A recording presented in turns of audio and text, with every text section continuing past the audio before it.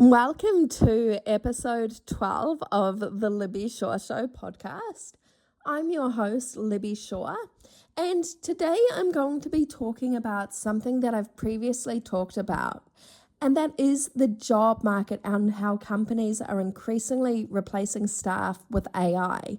So I'll start by giving you some background, and then I'll share my thoughts on how harmful this is to many sectors, including the creative industries and the overall workforce, and subsequently the economy. I'll also be talking about the use of AI in the music industry, with a brief background on the use of auto-tune and other technologies.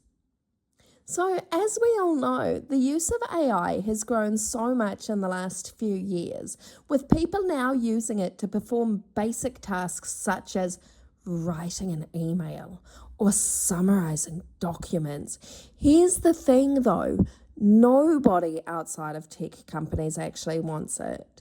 And all it's going to do is dumb people down and lead to people losing or worse yet, not even developing these skills. That's a major issue and could harm future generations. Writing, while basic, is still a skill. And if people are unable to communicate, how are they going to function in society? Not only that, the increased use of AI is costing people jobs. The most common areas that AI is being used in at present are customer service and the creative arts. To start off with, AI is taking jobs from those of us who are actually qualified and experienced in communications. Now, it's all good that some people aren't creative.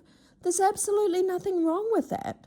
However, what is wrong is that these people who are promoting the use of AI, I refer to them as tech bros, are taking jobs away from those of us who actually enjoy writing and communicating, and in some cases stealing art from content producers. It's also wrong that customer service jobs are being replaced with AI. The thing that really gets on my nerves is that more often than not, we actually need to deal with a human to get the answer to our question. If we could get the answer online, that's exactly what we would have done. And more often than not, we've already tried that. While I understand that companies are trying to save money, they're doing a disservice to customers, pissing them off, and in the end, they may lose customers because of their use of AI. I have read on so many social media platforms comments from people that are sick of companies using AI and that they'll start boycotting companies that use it. The end result of this is that while they may save money in the short term, they'll actually lose money in the long run because customers will go elsewhere. AI isn't a substitute for human interaction. And while it can give basic information, it can't use logic or understand what you're asking. It's only really good, and I use that term loosely, for basic requests, but not things that fall outside of the norm. Now, the same companies that use AI were probably the same ones that send all their contact centers offshore, and that's just as bad. Now, I had an interaction earlier in the week with a company who clearly has an offshore contact center, and they didn't understand what I meant when I explained my reason for something. They thought I meant something entirely different. Offshore contact center operators are basically only good for copying and pasting and not a lot else. So now let's talk about the use of AI in music. If we're being extremely technical about it, then AI's use in music started in 1997. Auto-tune is a form of pitch correction. So if the artist sings off-key, a producer just needs to use auto-tune to correct it. Aside from distorting the performer's vocals, it also means that if they tour, their vocals will be substantially different from what you hear in the recording, assuming, of course, that they do actually sing live rather than lip syncing. These days, there are, however, pitch-correcting microphones, so even when the performer sings out of tune, nobody will know. While not ideal, the use of autotune and pitch correcting microphones is more acceptable than the use of AI in music. Every day, there are around 50 to 100,000 AI songs uploaded to Spotify each day. The problem has become so widespread that Spotify has now started using a checkbox to verify content created by humans. I have a huge issue with AI music. I mean, I have an issue with AI in general, but especially in music. Music is supposed to be an artistic expression of what you're going through. While AI can technically create, it can't replicate human experience or emotion.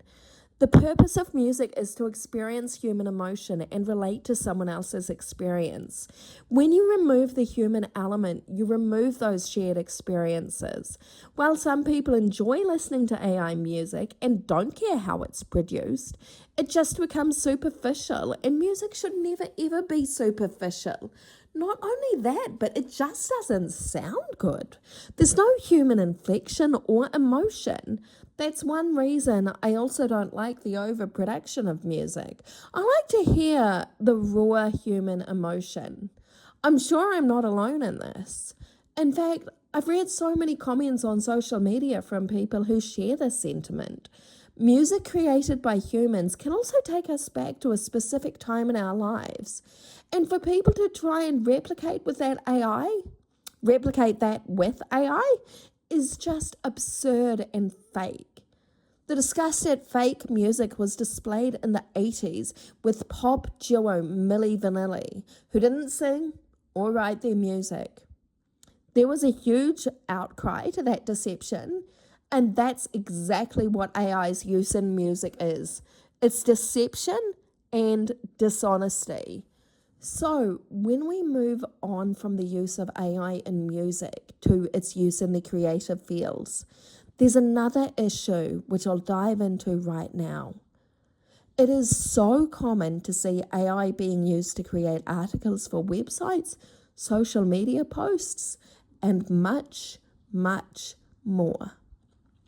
What I don't understand about the use of AI in these creative fields is that not only is it lazy, but it's also insincere. And the other thing is, and maybe I'm egotistical here, but why would you want to copy someone else's work? I'd much rather have my content writing on a website and social media than something generated by an algorithm. It's not even about the fact that it's copying for me. It's about the fact that your voice isn't heard. While my podcast audience is still small, the thing that I enjoy about it is that I'm sharing my thoughts with the world, and I'm being creatively expressive and giving myself a voice. If you use someone else's ideas, you have no voice. How could someone be happy with that? It truly is baffling to me.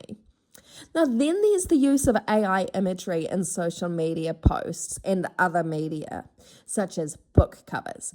Wouldn't you want to use your own drawings or graphic design work, even if it's not perfect? If you don't know how to use software such as Photoshop, Adobe Illustrator, InDesign, or Canva, though I'm not a fan of Canva either, and I wouldn't really consider it to be design software. It's okay for layouts, but not a lot else. Wouldn't you want to learn? Why would you voluntarily want to dumb yourself down? From my perspective, aside from the fact it's cheating, it's also selling yourself short and saying that your art isn't worthy of being shared with the world. Of course, if you want to create content for a business website, why not just hire a writer or graphic designer? Yes, they cost money. But the fact of the matter is, you're paying for human thought. You're paying for unique content written specifically for you, rather than just a robot, which is what AI is. And a robot cannot predict what customers will like, and it can't predict the tone that customers will like. All it can do is steal from a database and then summarize it. And that's the fastest way to annoy and therefore lose your customers. And that's what's baffling to me. as I mentioned, how can people be okay with being silenced? If more and more people continue to use AI for podcasts, website content, and graphic design, then they're actually saying their personal voice isn't worthy of being heard, and that they don't have the intellect or ability to perform a basic task like writing. Now, that said, I've been writing since I was a kid, and it just comes as second nature for me. But don't ask me to do anything mathematical or scientific, because that is not what I'm good at. People have different strengths, and you know what? That's okay. People don't all have to be good at the same thing. And that's the other thing that irks me about AI's increasing use in artistic endeavours. The arts have always been considered less than. And I don't actually understand that.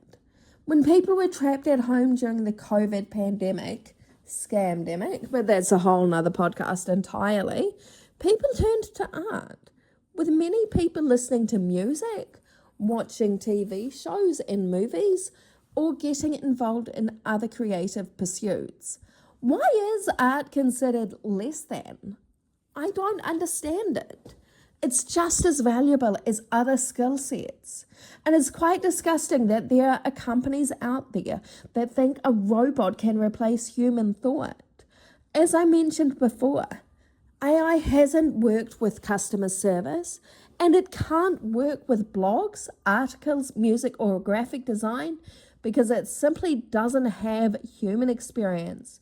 And it ends up sounding exactly the same and has no human inflection.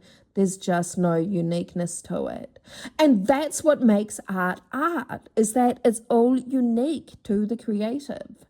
Now, that's not to say all technological advancements are bad. Some are good. But overall, AI should be kept well away from the arts. And the bottom line is that it is taking jobs away from those of us who went to university and trained in the field and know how to create content. There's so much more I could say about AI versus individually crafted art, but I'll save that for future podcasts, as I'm sure this is a topic that I'll revisit multiple times. Thank you for tuning in to episode 12 of the Libby Shaw Show podcast, and I look forward to bringing you a very special episode number 13.